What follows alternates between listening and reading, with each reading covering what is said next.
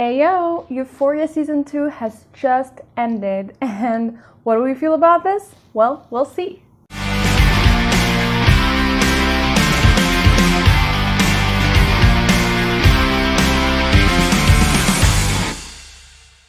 Hey everyone, so the last episode of Euphoria Season 2 was uploaded the 27th of February, and thus we end with it the second season of Euphoria. According to the titles and the articles I've been seeing online, not everyone is satisfied or excited for the ending. Some criticize it as being too messy for the show, but can it be too messy for Euphoria? That is the question itself. Now, because I'm talking about the reaction and how I felt about the ending, of course I'm going to go into some details concerning Euphoria. So the people who did not watch Euphoria, so you better watch it and then come back to this video, or if you don't care, well, hello anyways. So we are really not on a cliffhanger. I was expecting a cliffhanger based on the reactions and the feedback that I've seen online, but there hasn't been really a cliffhanger. If the producers and HBO decides to end the season there, I think it would be kind of fit for the show, because it's not really a cliffhanger as I expected it to be. Even season 1 was not a cliffhanger ending. Yes, we don't know what happened to Jules and what happened to Rue, but they did promise us there's something to go on with. And that's different from this season, because in this season, we sense there's a sort of a conclusion, or a sort of at least we're going in the right path or something. It's not a question of what goes on. I mean, like I said, if it ends here, some answers have been given and some people have reached their conclusions, like Rue. It would be kind of unnecessary for us to follow up on Rue and what has happened to her, especially that the last lines would be I stayed up sober till the end of the year. It would be just like Rue's character. It's a play of waves of what's going to happen, I suppose, and therefore it will be unpredictable, just like Rue's character, and therefore it would be the perfect ending for this to summarize her character as a whole. And with this, we go to maybe one of the best things that happened for me is the play. The play took 2 episodes to finish, but it was a summary of all the things, all the events, and all the feelings and emotions that the characters and the people have felt. And seeing it through a play, I suppose it's the best thing ever. It's so meta. Now, meta means that you criticize a show in a show. It means it acknowledges the idea that it is a show. And Euphoria has been doing that for quite a long time. When Rue, for example, winks at the camera, it acknowledges that there are spectators. And not only that, I mean, she speaks to us. She tells us the story directly, which means she's breaking the fourth wall. She's breaking the boundaries of a show and connecting to us directly. But it has become even more meta, if there is even a word for that. Lexi gave us a play based on the lives of the people in the show who are acknowledge that they are talking in a show. And then there's the iconic Maddie line, "Is this effing play about us?" Beautiful, just beautiful.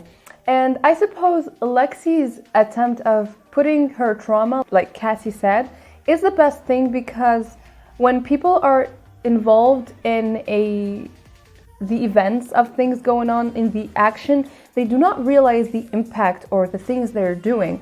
And I guess Lexi's way of doing that was amazing. Doing it through a play was just the beautiful thing that they needed to have a retrospective, especially at that point in the show where everybody's just messy and chaotic and they do not know what to feel, what to do. Everything is just a whole melting pot of things to handle and to go through.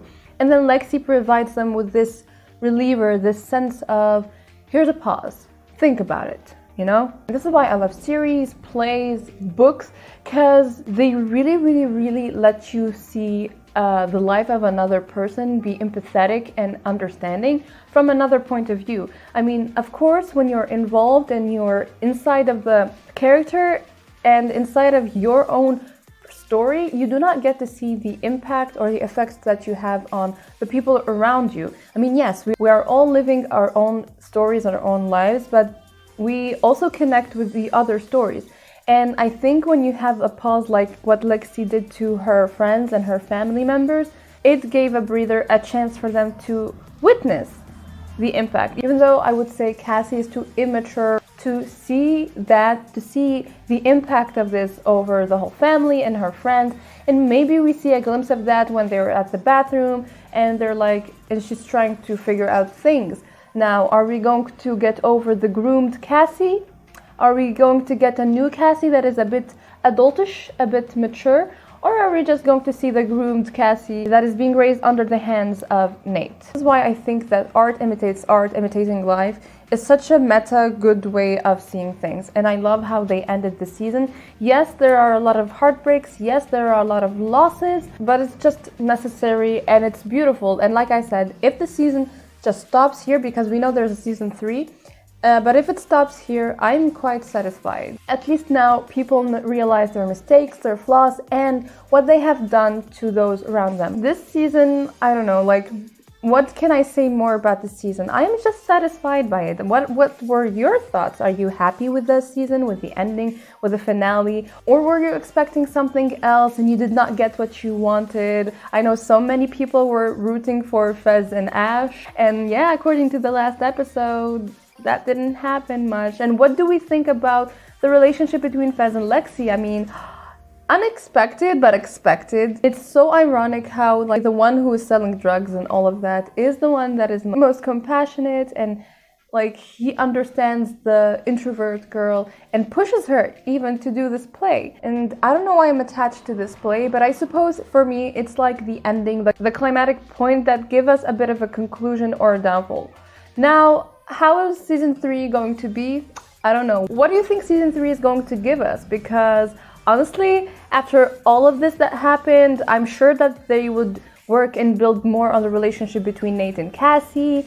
We're going to see the aftermath of Fez's and Ash's murder, and we're going to see Rue. Is she going to stand up to her promise of not getting high again? And if she's going to go back to Jules?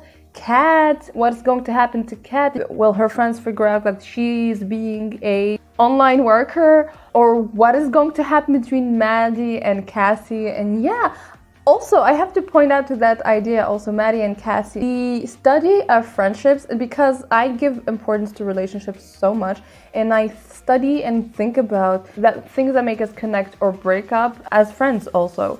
And so seeing this dynamic of Cassie and Maddie, because they've been there for each other, even though it's been hella messy, but they've been there for each other, and we've seen that through the play again.